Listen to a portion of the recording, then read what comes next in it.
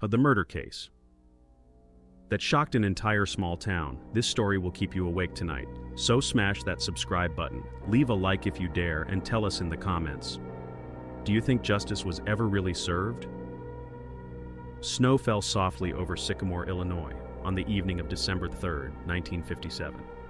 The small town, wrapped in Christmas lights and the warmth of the holiday season, seemed almost frozen in time, safe, innocent, untouched by the darkness of the outside world. Children laughed as they played in the cold, their voices echoing down the quiet streets.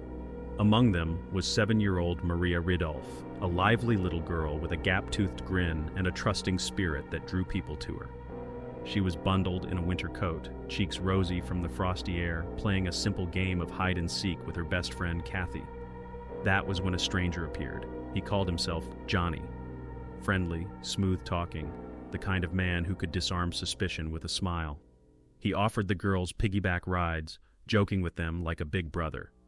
To anyone watching, he might have looked harmless. But when Kathy darted inside her house to grab her mittens, Maria stayed behind with Johnny, and by the time Kathy returned, mere minutes later, Maria was gone. The swing set stood empty, her footprints in the snow fading into the dark. Panic ripped through Sycamore. Parents locked their doors, whispers spread across neighborhoods, and search parties with flashlights scoured every field, barn, and alley. For a town where everyone knew everyone, the thought of a child being taken from the very heart of their community was unthinkable. The FBI was called in, newspapers ran Maria's face on their front pages, and thousands across the country prayed for her safe return. But as days turned into weeks, hope began to dim. In April 1958, a farmer stumbled upon skeletal remains in a area far from town. They were confirmed to be Maria's. The discovery shattered the community. A 7-year-old girl, stolen from a snowy night of play, left discarded in the wilderness. Sycamore's innocence was gone forever, and the man named Johnny, he had vanished without a trace. The case consumed investigators. Leads were followed, suspects questioned, and theories stacked upon each other like brittle bones.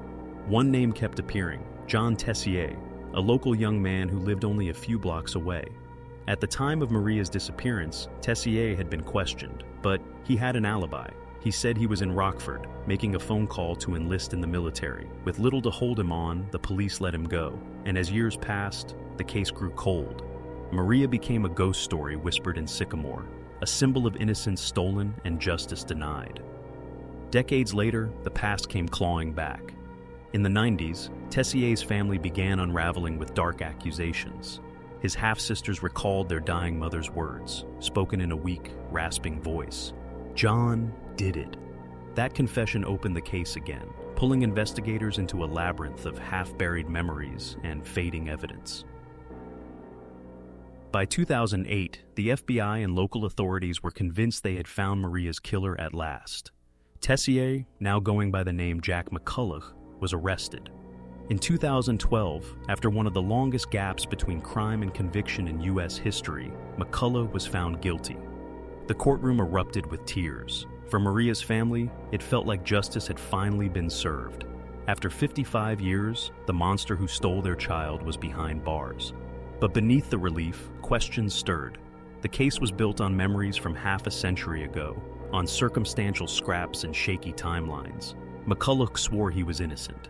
And some began to wonder, was this justice or just the closure of a wound that had never healed?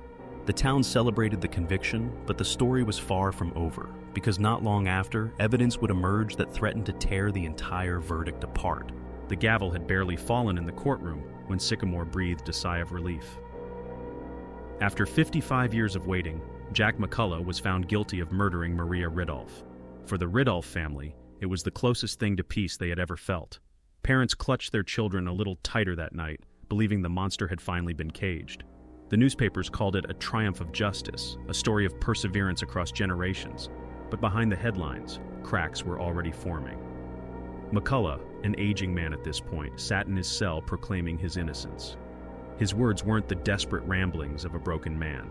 There was a steady defiance in his voice. He insisted that he hadn't been in Sycamore that night. His alibi, which had once been dismissed, was now being revisited by lawyers and journalists hungry for answers. And when they began peeling back the layers of the prosecution's case, what they found sent chills through the community. the timeline didn't add up. Records showed McCullough had indeed placed a phone call in Rockford, miles away from Sycamore, at the time Maria vanished. Not only that, but there were witnesses, living, breathing people, who claimed they saw him elsewhere that night. If these accounts were true, then he couldn't possibly have been Johnny. The defense argued that the case against him was built not on hard evidence, but on the fragile memories of people recalling events from half a century ago. Memories can blur, distort, even reshape themselves. Could the jury have been swayed more by emotion than fact? For Maria's family, doubt was unthinkable. They had waited too long, suffered too much. To believe that McCullough might be innocent felt like reopening a wound that had never healed. But for investigators and journalists digging deeper, the unease only grew. Why had crucial phone records been brushed? But in the middle of this storm, another revelation surfaced. A man who had lived in the region during the 1950s, with a history of violence against children, suddenly came into focus. His name had appeared faintly in the original investigation, but had never been pursued with intensity. Was it possible the wrong man had been locked away while the real Johnny escaped scrutiny?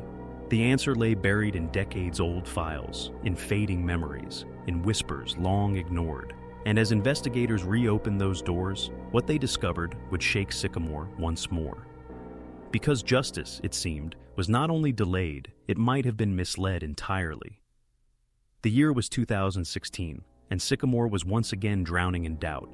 Jack McCullough, the man once branded as Maria's killer, had been released from prison after his conviction was overturned. For many, this was not a story of justice served, but of justice shattered. The Ridulph family, who had endured nearly 6 decades of grief, now faced a new horror, the possibility that Maria's true killer had never been caught. The town's collective wound reopened. Neighbors who had lived through the original disappearance began questioning everything. For 50 years, people had whispered the name John Tessier in hushed tones. Now, with McCullough's release, those whispers turned into bitter arguments. Was he innocent, or had the system failed twice, once in 1957 and again in 2012? Investigators turned back to the beginning, to those cold winter streets where Maria and Kathy had played. The name Johnny echoed like a ghost. Kathy's memory, though blurred by time, remained steadfast. A man, charming and confident, had lured her friend away. But if not McCullough, then who? Old police files revealed other names once considered but dismissed. Local men with troubling pasts, drifters who had passed through Sycamore, even known predators for nearby towns. Each had been scrutinized, but with the technology of the 1950s, the trail had gone cold. As modern detectives sifted through DNA databases and re-examined skeletal remains, they faced a grim truth. The evidence was too degraded, too scarce. The likelihood of ever extracting a conclusive match was almost non-existent. Maria's bones had been buried in the ground too long, the clues of her final moments erased by time. For the Ridulph family, it was unbearable. They had believed in closure, twice. First when McCullough was convicted, then when he was released. Each time, hope was replaced by more questions. Maria's sister spoke openly to the press, her voice breaking. We wanted justice, and instead were left with nothing. The haunting reality was that the man called Johnny might have died decades ago, his identity forever lost. Or worse, he might have lived on in anonymity, blending back into ordinary life while Sycamore bore the scars. The case became a cautionary tale in American law, how memory can fade, how justice can bend under the weight of time, and how a community's hunger for answers can sometimes lead to the wrong conclusion. It showed the fragility of truth, especially in cases that span generations. But the real tragedy is not in the overturned conviction or the endless debate. It is in the face of a little girl named Maria, whose last night was filled with innocence, snow, and trust in a stranger who promised a piggyback ride. That image haunts Sycamore still. Neighbors remember the laughter that once filled the streets, silenced forever in the winter of 1957. Even today, Maria's case stands as one of the longest unsolved child murders in American history. Every so often, new tips surface. Someone remembers a name, a car, a stranger passing through. Each time, investigators chase the lead, hoping for the miracle break that will final. I reveal Johnny's identity, but each time, the trail ends in silence. And so the town is left with shadows. Was McCullough truly innocent? Did the real killer walk free all along? Or is the truth something more twisted, buried forever beneath layers of time and grief? The only certainty is this: Sycamore, once a postcard of American small-town life, will forever be marked by that night in 1957, when a little girl vanished into the snow. They called it closure, but for those who remember Maria Ridulph, there has never been an ending. Only a question that echoes through the decades: who was Johnny? If this story left you shaken, you're not ready for what comes next. Subscribe now, because the next case might be even darker,